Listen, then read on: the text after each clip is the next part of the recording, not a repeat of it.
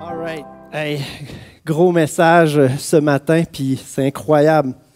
Je ne sais pas si vous allez vous rappeler des témoignages alors que je vais apporter ce message, mais le Seigneur a bien orchestré les choses ce matin. La gloire à travers la souffrance. Je crois que c'est une phrase qu'on va pouvoir se souvenir suite à ce message-là. Je crois que les chrétiens ont besoin de sagesse par rapport à la souffrance. Il y a de la souffrance sur la terre. Il va y en avoir dans nos vies. Et on a besoin d'avoir une sagesse par rapport à la souffrance parce que ça va nous aider à passer au travers. Ça va nous encourager. Ça va nous donner de l'espoir. Ça va nous préparer. Le titre du message ce matin, c'est « Pourquoi la souffrance ?» Puis la question sous-entendue, c'est « A-t-elle une utilité ?» On va prier ensemble. Seigneur Jésus, on ne veut pas notre logique, on veut ta sagesse. Et ta sagesse nous dépasse, Seigneur. Elle est tellement grande, elle est tellement puissante, elle peut transformer, elle peut guérir, elle peut renouveler, elle donne une vie nouvelle, Seigneur. Et c'est ce qu'on veut, la vie que toi tu veux. Et tu n'agis pas de la même façon que les hommes, ta sagesse nous dépasse. Je te prie, Seigneur, pour des révélations de ta sagesse dans les cœurs, Seigneur, qui va changer notre mentalité, changer notre façon de voir la vie, changer notre façon de voir la souffrance et va nous amener à foncer avec le Saint-Esprit qui veut tirer profit des souffrances qu'il y a eu dans notre vie pour que ta gloire éclate, Seigneur Jésus. Glorifie ton nom dans nos vies afin que ton nom soit glorifié sur la terre, dans le puissant nom de Jésus. Amen. Amen. Le pasteur est excité ce matin. Hein? On sait que si on sait qu'il y a des promesses, des bienfaits, des cadeaux à recevoir à travers la souffrance, c'est sûr que de souffrir, c'est difficile. Par définition, la souffrance, ça veut dire quelque chose qui fait très mal, mais si on comprend, si on saisit qu'il y a quelque chose de bon qui peut et qui doit ressortir de la souffrance. J'ai déjà entendu une expression, ne gaspillez pas une épreuve.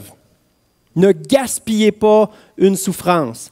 Passez pas par-dessus des choses difficiles dans vos vies comme si ça n'existait pas, puis continuez une petite vie superficielle, légère. Vous allez vivre une vie superficielle, légère, qui n'a pas de valeur, qui n'a pas de sens, pas de transformation. Ne gaspillez pas les épreuves.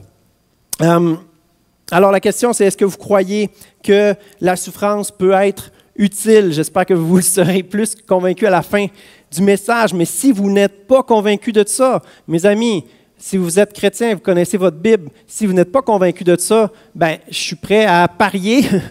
Hein? Faut pas parier, mais je suis certain que vous n'êtes pas capable de vous identifier à l'apôtre Paul qui dit « Je me glorifierai de mes faiblesses ». Si ce qui a été difficile, les détresses, la souffrance dans votre vie n'a pas amené quelque chose de profitable, vous ne pouvez pas vous glorifier de vos faiblesses parce que la gloire de Dieu n'a pas éclaté dans votre vie encore. Mais il n'est pas trop tard.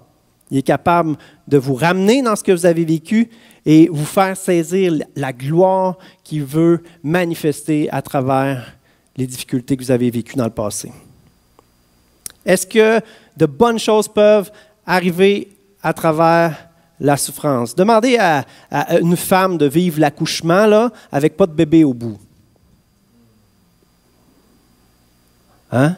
Mais la souffrance, quand le bébé arrive dans les mains, on dirait qu'il ne s'en rappelle plus, puis un an après, ils veulent un autre bébé. Parce qu'ils savent qu'il y a la gloire, il y a la vie au bout de la souffrance. Quand on s'entraîne, c'est quoi qu'on fait? On se fait mal. Quand ça ne fait pas mal, ça ne compte pas, même, c'est ça qu'ils disent. Hein? Tu fais du cardio, il faut que ça fasse mal un peu, les jambes le lendemain. Quand ça fait mal, c'est là que ça compte. Cardiovasculaire, le cerveau qui coordonne tous les muscles qui deviennent plus forts, mais ça fait mal. Ça fait mal, mais c'est profitable. Pourquoi la souffrance en général? Pourquoi il y a de la souffrance sur la terre? Une réponse désolante et une piste pleine de promesses. On va commencer par la désolante. Il y a déjà eu un message « Pourquoi ça va mal dans le monde » qui adressait cela un petit peu. Mais pourquoi il y a de la souffrance dans le monde? C'est tout simplement parce que l'être humain, depuis des milliers d'années, fait tout le contraire de ce que Dieu veut. Et là, on se retrouve avec la situation planétaire, sociale qu'on a. Vous savez, j'ai fait une petite recherche sur le site d'Oxfam Québec. 10% de la population la plus riche. Puis c'est nous, ça. À moins que vous soyez pauvre dans ce pays riche, il y en a de la pauvreté ici, hein, n'est-ce pas? Mais 10% les plus riches, c'est-à-dire la classe moyenne des pays occidentaux, ça fait partie de ce 10%-là, possède 83% des richesses mondiales. Concrètement, on a 1000 piastres à séparer en 10 personnes, mettons pour manger cette semaine. Il y en a un qui part avec 830. Il reste 170 pour les 9 autres. Un petit peu moins de 20 piastres chaque. C'est ça, la situation planétaire, économique où on est rendu. Ça vient de où, ça? Ça vient de milliers d'années à vouloir s'enrichir, à avoir du pouvoir, de la gloire, plus que l'autre. Et on se fait notre richesse sur le dos des pauvres, et ça continue en s'empirant tout le temps.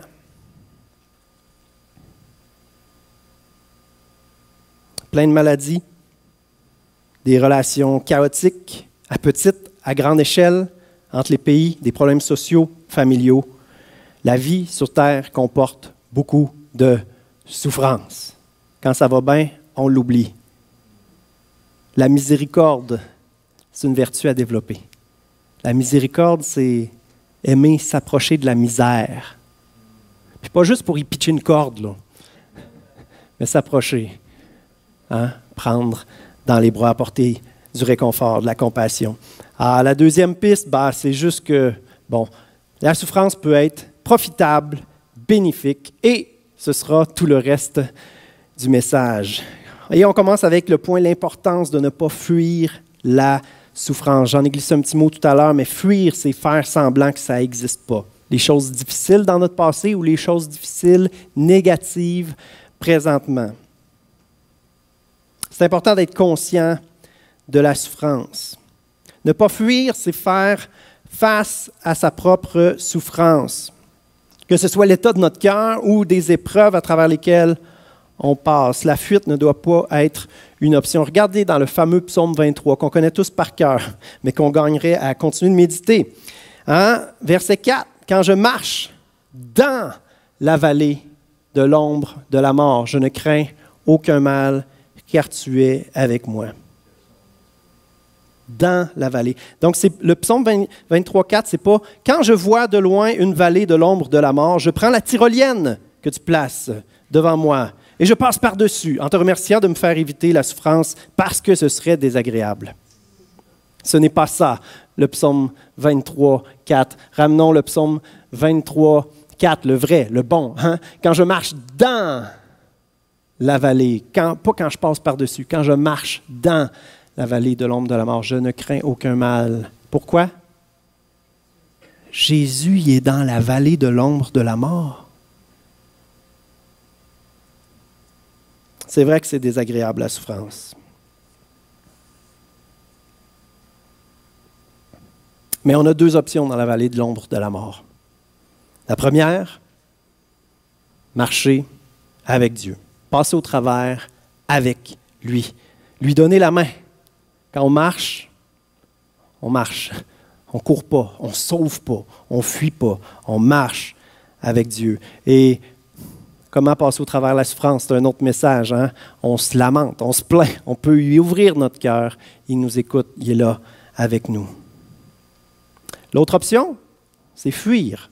Passer par-dessus, faire comme si de rien n'était, il ne s'est rien passé, je continue de vivre ma vie. Je préfère nier la souffrance, ne pas en tenir compte.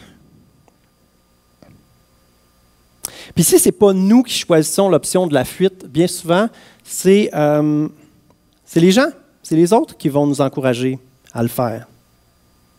T'es faite forte. Ben voyons donc, pleure pas pour ça. Encore en train de brailler. Viens-t'en, on va avoir du fun, on va te changer les idées. On est mal à l'aise avec quelqu'un qui souffre.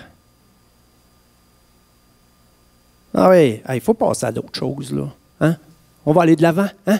C'est positif. Le Seigneur est bon. Le Seigneur est bon. Les consolateurs, même avec des bonnes intentions, parfois sont nuisibles.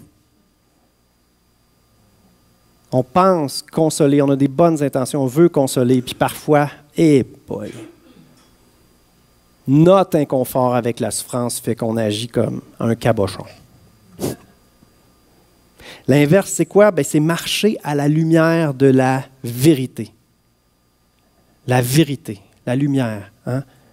Qui assume la réalité. Marcher avec Dieu, collaborer avec Dieu qui veut marcher avec nous dans la vallée de l'ombre de la mort, faire équipe avec lui, passer au travers les noirceurs, les vallées de l'ombre de la mort, persévérer en lui tenant la main dans la souffrance, lui faire confiance, le laisser faire son œuvre en nous. Il y a quelque chose qui doit se produire. La souffrance ne laisse pas indemne. La souffrance, soit elle va te rendre amer, soit elle va te rendre meilleur. Soit elle va t'amener vers la mort, soit elle va t'amener vers la gloire. La souffrance ne te laissera pas comme tu es. Alors tu veux devenir amer, tu veux aller vers la mort, ou tu veux devenir meilleur et aller vers la gloire. C'est cette sagesse-là, cette nouvelle compréhension que ça nous prend pour prendre la direction que Dieu veut qu'on prenne et qu'on avance courageusement. Voulez-vous un bon exemple biblique? Question. Qu'est-ce que ça a pris pour que le salut de l'humanité soit possible? Jésus qui a souffert et donné sa vie pour le salut de quiconque croit. La croix, c'est la souffrance de Dieu fait homme qui a débouché sur une victoire parfaite, infiniment puissante et éternellement profitable. La croix, c'est la souffrance de Dieu fait homme qui a débouché sur une victoire parfaite, infiniment puissante et éternelle. C'est ça la croix. Deuxièmement, non seulement la souffrance a été nécessaire pour rendre le salut de l'humanité possible, mais la souffrance a été l'école à travers laquelle Jésus a appris. Une école. Hébreux 5, 8, 9 nous dit, quoique fils de Dieu, étant humain, il a été obligé d'apprendre l'obéissance à l'école de la souffrance. C'est ainsi qu'il a atteint le plus haut degré de la perfection et qu'il est devenu pour tous ceux qui lui obéissent, l'auteur d'un salut éternel, pour tous ceux qui obéissent à la foi, bien sûr. C'est ça qui est exigé de l'être humain, de mettre notre confiance en lui. Et c'est humain, hein? L'être humain, malheureusement, ne change pas alors qu'il voit la lumière, alors qu'il voit une promesse, alors qu'il voit quelque chose qui pourrait être mieux. Bien souvent, l'être humain change parce que ça chauffe. Il change parce qu'il ressent la douleur. Il n'a pas le choix de bouger. Au lieu, ce n'est pas la lumière qui nous fait avancer, c'est la douleur qui nous fait nous tasser de là parce qu'on n'a plus le choix. C'est humain. Est-ce qu'on est sûr que Jésus a souffert? Ce verset-là le dit, mais regardez ce magnifique verset dans Ésaïe 53, verset 3, qui nous décrit Jésus fait homme, méprisé et abandonné des hommes, homme de douleur, habitué à la souffrance, semblable à celui dont on détourne le visage. Nous l'avons dédaigné, nous n'avons fait aucun cas de lui. Quelques exemples. Il naît dans une famille qui ne faisait certainement pas l'unanimité. Honnêtement. À moins d'avoir été très proche de Marie et Joseph, d'avoir pu jaser avec eux, sentir leur cœur, puis comprendre qu'est-ce qu'ils avaient vécu, là, hein? L'histoire de la natalité. Moindrement que vous êtes un petit peu loin, là. Un mariage alors que la petite madame est enceinte, là, c'est louche, hein? Est-ce que vous êtes prête à donner la chance au coureur? Honnêtement, là, hein? Y es-tu disqualifié d'avance? C'est fini? Ça ne peut pas être le Fils de Dieu? Jésus a eu bien de la misère à faire des miracles dans son patelin. On a vu ça la dernière prédication parce qu'il savait ça. Ils l'ont vu apprendre l'obéissance parce qu'il a souffert. Il a dû apprendre. Deuxièmement, Jésus a été immigrant en Égypte. C'est vrai? Immigrant en Égypte. Il est revenu, ils ne sont pas retournés dans sa ville natale, ils ont été à Nazareth, finalement. Vous remarquez ça? Il ne venait pas de Nazareth avant d'aller à Bethléem pour le recensement. Il a été incompris, jugé, méprisé, critiqué, abandonné, battu, ridiculisé. Il a connu la gloire, puis il a connu une réputation finie, trahison, pas grand-chose qu'il n'a pas subi. Quel diplôme ça lui a valu? On parle de l'école de la souffrance, alors il y a des diplômes, il y a des devoirs. Attention, à la fin, il y aura un devoir pour vous aussi. Vous aimez ça, les devoirs, hein? Amen. En effet, nous n'avons pas un grand prêtre, hein, ça sonne loin, ça sonne une autre classe à part, hein, Hébreux 4,15 nous dit, nous n'avons pas un grand prêtre, hein, qui est Jésus, incapable de compatir. C'est quoi compatir? C'est avoir de la compassion. Il n'est pas incapable de compatir à nos faiblesses, au contraire, il a été tenté en tout point comme nous, mais sans commettre de péché. OK. Ça, c'est le cheminement de Jésus. Il y a eu de la souffrance au travers. Des belles choses se sont produites, hein? Même une chose parfaite, le salut rendu possible pour l'humanité. Ça a été là présent tout au long de sa vie. Ça a été une école. Ça le rend parfaitement qualifié pour compatir à nos faiblesses. Mais est-ce que c'est valable pour nous? Nous, chrétiens. Par définition, nous voulons être comme Christ. Nous voulons être comme Jésus. Je vais faire une petite déduction logique là. Si vous voulez devenir comme Jésus, vous devrez passer à travers les mêmes choses que lui. Est-ce que ça leur tente? Aïe aïe. OK, tu vas faire un peu pasteur. OK. J'ai le roi David dans mon clan. Psaume 26, verset 2 dit « Sonde-moi, Éternel. Éprouve-moi. Fais passer au creuset mes reins et mon cœur. » C'est quoi un creuset? C'est ce dans quoi on mettait l'or pour le purifier. Savez-vous à quel degré l'or devient en fusion? 1060 degrés Celsius. Il fait chaud. David a compris que c'est à travers l'épreuve, c'est à travers la pression sur notre caractère que les belles choses se produisent. Il n'y a pas de changement sans inconfort. Il n'y a pas de progression sans un petit prix à payer. On n'a rien sans rien, qu'on dit. Oui, Dieu est capable de faire tous les miracles, mais bien souvent, c'est à travers un processus, pas toujours à notre goût, que les belles choses peuvent se produire. Les reins, c'est quoi ça, les reins? C'est l'être intérieur, les pensées, les émotions. Le cœur, c'est le centre de la vie, c'est le caractère de la personne, sa conscience, là où se font les choix entre le bien et le mal. Éprouve-moi, mets de la pression là-dessus là, pour que ça soit testé, là, puis que je puisse te choisir, puis que ça fasse le ménage dans ma vie. C'est ça que ça fait, le feu.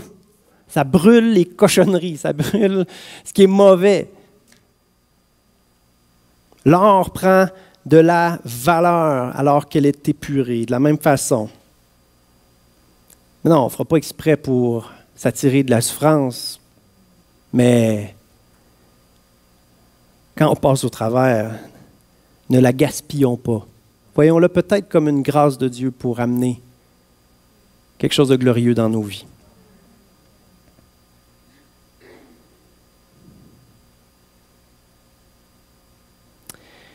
Alors, plusieurs diplômes qui peuvent être reçus à l'école de la souffrance. Si on réfléchit un peu, on peut penser à plusieurs. L'humilité. la douceur. On fait plus grâce quand nous, on a souffert. Et comme Jésus, et ce matin, on va mettre l'accent là-dessus, la compassion. Mais dans nos vies, il faut toujours se rappeler ça. C'est toujours par Dieu que ça commence. Les bonnes choses, c'est Dieu qui va les développer dans notre vie. Regardez bien 2 Corinthiens 1, versets 3 et 4. « Béni soit Dieu, le Père de notre Seigneur Jésus-Christ, le Père plein de compassion, et le Dieu de tout réconfort. Il nous réconforte dans toutes nos détresses. » Y en a-t-il qui ont déjà expérimenté la consolation, le réconfort de Dieu, qui ont senti son cœur plein de compassion pour eux? Y en a-t-il qui ont déjà expérimenté ça? Amen. Y en a-t-il qui l'expérimentent maintenant?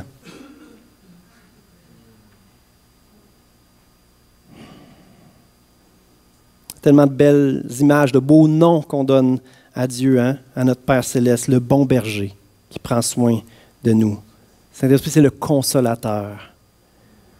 Jésus, c'est un ami, fidèle et tendre, doux et humble. Regardez bien la suite du verset qu'on vient de lire. « Béni soit Dieu, le Père de notre Seigneur Jésus-Christ, le Père plein de compassion et le Dieu de tout réconfort. Il nous réconforte dans nos détresses, afin que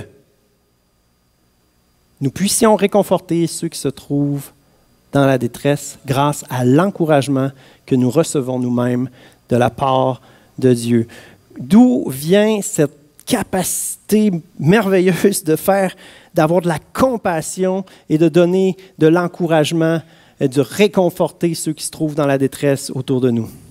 Il vient du fait d'avoir expérimenté l'œuvre du Père plein de compassion, l'auteur de tout réconfort, qui peut nous consoler, prendre soin de nous dans nos détresses, afin que on expérimente le réconfort, la compassion de Dieu pour ensuite mieux manifester son réconfort, sa consolation. Puis j'aimerais ce matin vraiment qu'on puisse s'approprier ce verset-là, que ça devienne une réalité dans nos vies, chacun d'entre nous de façon personnelle. Puis juste une petite piste toute simple à vous proposer, à nous proposer ce matin. Parce que nous, on n'est pas Dieu, hein? C'est pas pour vous, là, mais on n'est pas parfait. On n'est pas le sauveur. On est très limité dans notre capacité de manifester du réconfort, de la consolation. Est-ce que c'est vrai?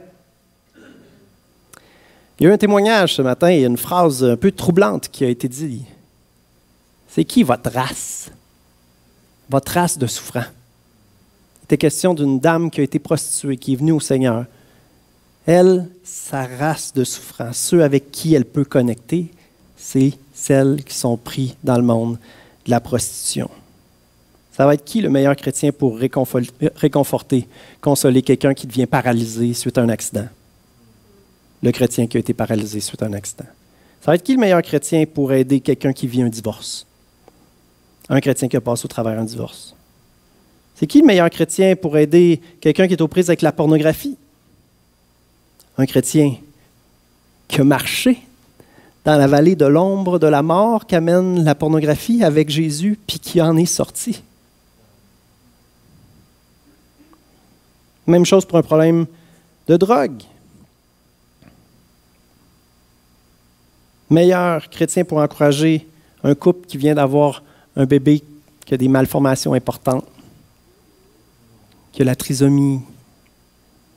Meilleur chrétien pour accompagner quelqu'un dont le conjoint décède, un enfant décède, une sœur décède. C'est comme s'il y avait, Dieu est parfait. Et c'est comme si, pour moi, je le vois comme s'il y avait un réconfort spécifique, parfaitement adapté pour chaque détresse. Pour chaque individu aussi, mais pour chaque détresse en particulier. Votre ministère le plus puissant, le plus efficace, prend naissance dans votre plus grande douleur. La plus grande souffrance que vous avez vécue, c'est de là que va naître votre ministère le plus efficace pour rejoindre les gens les souffrants de votre race, ceux qui sont dans la même souffrance que vous avez vécue. La compassion qui s'est développée dans votre cœur alors que vous avez expérimenté l'œuvre du Père plein de compassion. Elle va être efficace le plus à aller consoler, réconforter ceux qui sont dans la même détresse que vous avez vécue. Et le corps de Christ ensemble aura toute une palette de réconfort et de consolation à donner à ce monde souffrant. Si chacun rejoint les besoins qu'il connaît. Alors là, il y en a qui se sentent démunis en ce moment. Puis je vous comprends. On a vécu une tragédie. Nous aussi, ça va faire 4 ans. Puis je l'ai partagé à mes 2 chums là, qui vivent une situation semblable. Je leur ai dit, moi, là, gros fail, là, échec là, dans l'accompagnement de ma femme dans son deuil. Là. Je l'ai échappé. Vraiment pas une grosse note à me donner. Puis on a fini dans une thérapie de couple 5 mois plus tard. Merci Seigneur pour les ressources mises à notre disposition. Alors comment on fait? Comment on fait pour accompagner quelqu'un qui est dans la douleur? Puis j'ai juste une seule clé que tout le monde peut appliquer.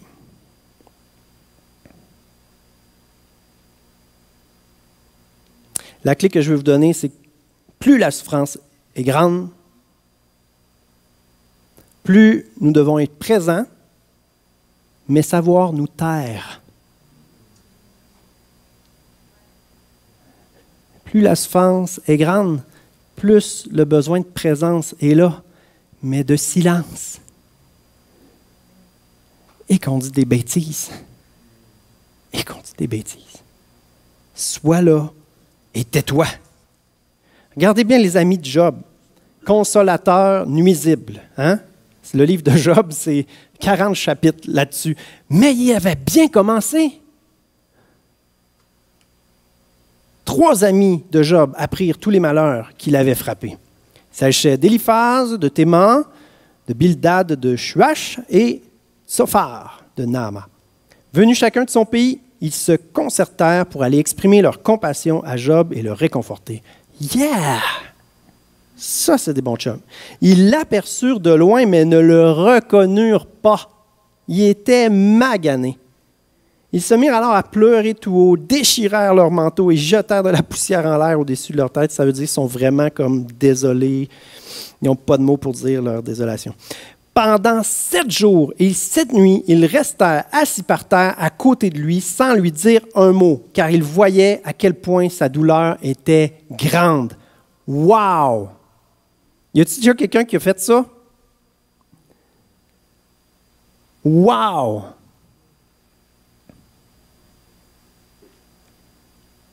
Le mot d'ordre, c'est ça. Pointe-toi, puis tais-toi. Sois présent, mais dis rien. Garde le silence. Puis c'est difficile de ne pas juger les sentiments de l'autre. L'être humain, on est comme ça. Nos sentiments sont légitimes, mais ceux de l'autre sont pas normaux, méprisables. On est comme ça, l'être humain. Se pointer là pour la personne, puis essayer de ressentir sa douleur. C'est ça, la compassion, c'est ressentir la douleur de l'autre. Jésus était ému de compassion. Il sentait dans ses tripes la misère des gens qu'il voyait. Il sentait dans ses tripes. Et nous, bon, peut-être que ce ne sera pas si émotionnel, peut-être que vous n'êtes pas du genre super sensible, mais essayez. Essayez de vous plonger dans la réalité de la personne, dans son âme, dans son cerveau, puis juste être là, l'accompagner dans son cheminement. Je suis là. Je t'aime. Jésus, il marche dans la vallée de l'ombre de la mort. Ça ne dit pas, il raconte plein de solutions, là. Il marche avec. Je suis là. On va marcher ensemble. On va la vivre ensemble, cette souffrance-là. Le dernier point, je demanderai juste à François de s'approcher. pour faire un peu de musique avec le dernier point, aller vers un temps de prière, puis ensuite je vais vous donner votre devoir, bien sûr. Le dernier point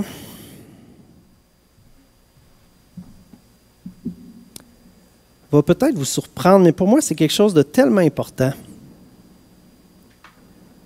Notre louange envers Dieu, là, c'est quelque chose d'invisible. C'est quelque chose qui vient du cœur. Puis c'est pas toujours ce qui frappe les yeux. C'est pas toujours quelque chose d'impressionnant. Oups. Puis mon dernier point, c'est ça. Une louange silencieuse, invisible. Notre persévérance est une louange. Continuez de faire confiance à Dieu au cœur de la souffrance. Continuez de lui faire confiance malgré la souffrance. Persévérez. Gardez la foi dans l'épreuve. Dieu prend plaisir en la foi. Un petit exemple niaiseux. Mes filles, notre ancienne maison, on avait un mur là, vers le voisin à peu près haut comme ça. Je ne pouvais pas les prendre dans mes bras s'ils montaient jusqu'en haut. Mais la première fois que j'ai fait « Vas-y, saute! » On dirait plus le mur aurait été haut, plus j'aurais vu la confiance qu'elle fait à son papa. Ça a fait un petit velours quand même. C'est comme ça que Dieu prend plaisir à la foi de ses enfants. Wow! T'as de la souffrance gros comme ça, puis tu me fais confiance. C'est à travers notre persévérance dans la souffrance que notre attachement à Dieu, notre confiance à Dieu, notre amour pour Dieu est révélé. C'est là que ça s'est démontré. C'est une démonstration de notre amour. Puis c'est une louange à Dieu. C'est un parfum de bonne odeur qui monte vers lui, même si personne ne le voit. Même si ce n'est pas les deux mains dans les airs à l'Église à avoir l'air passionné de Jésus. C'est une louange qui vient du cœur, qui est silencieuse. Regardez bien le passage en 2 Corinthiens 4, versets 16 à 18. Voilà pourquoi nous ne perdons pas courage. Et même si notre être extérieur se détériore peu à peu, intérieurement, nous sommes renouvelés de jour en jour. En effet, nos détresses présentes sont passagères et légères par rapport au poids insurpassable de gloire éternelle qu'elle nous prépare. C'est quoi le « elle » ici? C'est nos détresses. Nos détresses nous préparent quoi? Un poids insurpassable de gloire éternelle. Pourquoi? Parce que notre persévérance, notre attachement à Dieu qui nous renouvelle, alors que notre être extérieur se détériore parce qu'on est dans la détresse. Notre persévérance prépare un poids insurpassable de gloire éternelle. La gloire éternelle, elle nous est donnée gratuitement, oui, le salut en Jésus-Christ. C'est ça qui nous qualifie pour aller au ciel. Mais toutes les récompenses, à quel point la gloire éternelle va être extraordinaire, c'est notre louange à Dieu, notre fidélité à Dieu, nos œuvres envers Dieu, auxquelles il prend plaisir. Et si ce passage-là est vrai, bien, notre persévérance dans la détresse contribue à l'accumulation de gloire éternelle. Et nous ne portons pas notre attention sur les choses visibles. Malheureusement, on le fait trop, hein? Mais le Seigneur nous aide à renouveler notre intelligence. Amen? Mais sur les réalités encore invisibles, car les réalités visibles ne durent qu'un temps, mais les invisibles demeurent éternellement. Dieu prend plaisir en notre confiance en lui, notre foi en lui, notre persévérance dans la détresse. Il va avoir des récompenses formidables pour ceux qui lui sont fidèlement attachés, qui lui font confiance. Chaque jour. Pensez-y. Dieu lui-même, la plus grande démonstration d'amour qu'il y a eu envers nous. Est-ce que c'est ces belles prédications? Est-ce que c'est tous ces miracles? Non, non. C'est sa persévérance. C'est son engagement à aller jusqu'à la croix. C'est l'intensité de son amour. Coûte que coûte il allait aller jusqu'au bout pour que son amour triomphe de la mort, puis qu'on puisse être sauvé. C'est là qu'on voit à quel point Dieu nous aime. Son engagement, sa persévérance. Il n'était pas en train de nous faire des câlins, il n'était pas en train de guérir, il était en train de persévérer. Seigneur, éloigne cette coupe, mais pas ce que je veux, ce que tu veux. Il a persévéré. Il y croyait. Il croyait à la gloire qui viendrait après la souffrance. Et quelle gloire! Une gloire pour lui, puis une gloire à partager avec tous ceux qui croiraient en lui, tous ceux qui lui offraient confiance. De la même façon, notre persévérance démontre notre attachement à Dieu, notre engagement, notre amour, notre persévérance dans l'épreuve est une louange envers Dieu. On va prier ensemble. Seigneur, merci que tu prends plaisir en la persévérance de mes frères, de mes sœurs qui souffrent présentement.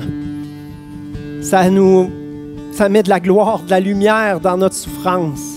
Ça met même un sourire sur notre visage. Wow! Tu prends plaisir en moi, Seigneur, alors que je me sens comme une loque humaine, comme une larve inutile. Je vaux rien dans la souffrance, mais non. Toi, alors que je fais rien humainement, tu prends plaisir en mon attachement à toi. J'accepte cette vérité. Je reçois cette vérité. Seigneur Jésus, je te prends la main parce que je sais que tu es là, que tu veux marcher avec moi dans la vallée de l'ombre de la mort. Tu ne me laisses pas seul. Tu es là. C'est toi qui peux donner la force de passer au travers. Et tu vas faire des merveilles à travers ça. Tu vas manifester ta gloire. Alléluia. Alléluia. T'es juste les mains comme ça, juste en signe d'accueillir la force que le Seigneur veut vous donner dans la souffrance. Seigneur Jésus, souffle, Seigneur, fortifie tes enfants. Fortifie, tu es notre force. Tu es notre force, Seigneur. Sans toi, on ne peut rien faire. On a besoin de toi. Viens réconforter, viens consoler, viens fortifier, viens donner la vie, Seigneur Jésus. Alléluia. Alléluia. Je veux prier, Seigneur, pour tous ceux qui ne sont peut-être pas dans la souffrance, mais qui ont gaspillé des épreuves dans le passé, qui ont vécu des détresses, qui ont vécu des souffrances à travers lesquelles il ne s'est rien passé de bon. Seigneur, je te prie par ton esprit de guider ces personnes-là, Seigneur, pour se replonger dans ces moments-là où tu voulais manifester ta gloire et que tu puisses leur ouvrir les yeux, Seigneur, sur ce que tu voulais faire à travers ça. Comment tu voulais leur révéler que tu es là, Seigneur, avec eux. Que tu veux leur donner de triompher, Seigneur.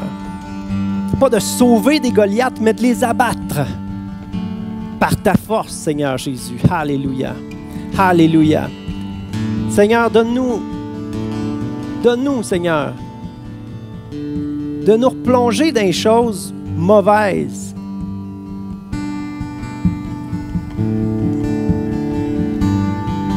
De nous replonger là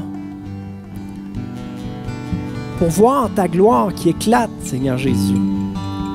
Et pour comprendre comment ta gloire éclate dans les ténèbres, Seigneur. Comment tu es une lumière qui brille dans les ténèbres, qui chasse les ténèbres. Pour que nous aussi, Seigneur, qu'on devienne des lumières qui repoussent les ténèbres. Des lumières qui font la différence. Des lumières qui réconfortent, qui consolent. Des lumières pleines de compassion, d'humilité, de douceur, vers qui les gens qui souffrent vont vouloir aller. Qu'on devienne des ressources, Seigneur, parce que tu vas nous avoir donné ton cœur plein de compassion. Tu vas nous avoir révélé ton cœur plein de compassion à travers les souffrances, les détresses qu'on peut avoir vécues dans nos vies. Alléluia. Alléluia. Fais cette œuvre-là, juste lui demander, Seigneur Jésus, fais-le, je te prie. Fais-le, je te prie. Saint-Esprit, guide-moi. Guide-moi. Guide-moi sur le chemin de la vie qui comporte des souffrances, mais à travers lesquelles ta gloire éclate. Afin que je puisse me glorifier de mes faiblesses, des souffrances que j'ai vécues, parce que j'aurais vu ta gloire éclater dans ma vie. Et que ça puisse devenir mon ministère le plus efficace, Seigneur Jésus. La victoire que j'aurai obtenue dans ma détresse. Alléluia. Dans le nom de Jésus. Amen. Amen. Alléluia. Seigneur, on peut donner une main d'acclamation au Seigneur. Alléluia. Glorifie ton nom dans nos vies, Seigneur Jésus. Alléluia. Merci, Seigneur. On a parlé de l'école de la souffrance. Toute bonne école donne des devoirs, n'est-ce pas? Alors, votre devoir, premièrement, si vous êtes dans la souffrance, votre devoir est de lire le psaume 23 à tous les jours pendant 2 semaines.